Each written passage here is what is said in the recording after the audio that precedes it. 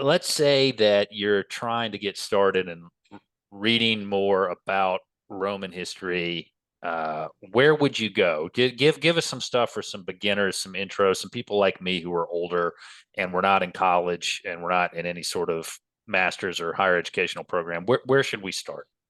Yeah, there are two authors I would name. The first one is a scholar named Mary Beard.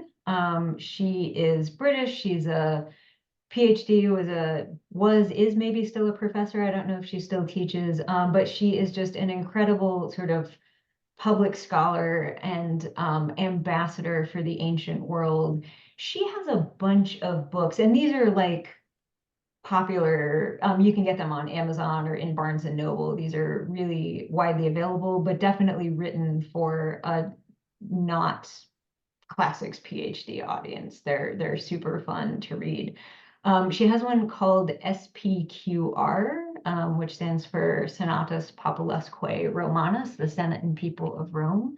That came out a few years ago, so it's probably in paperback and all of that. She has another one called The Fires of Vesuvius, which is about Pompeii, which is just a super cool place that I know people are really fascinated by. So those are my two favorites she's written, but anything Mary Beard has done is great.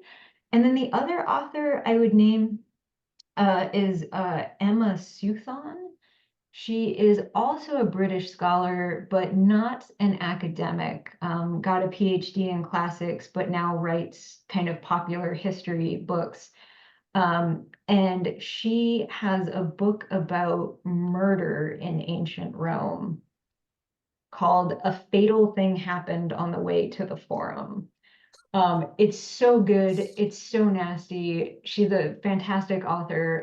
Very vulgar, so if anyone doesn't want salty language, that might not be their best choice. But it's a really fascinating sort of study of Roman history and culture through the lens of murder and killing, which the Romans were super into.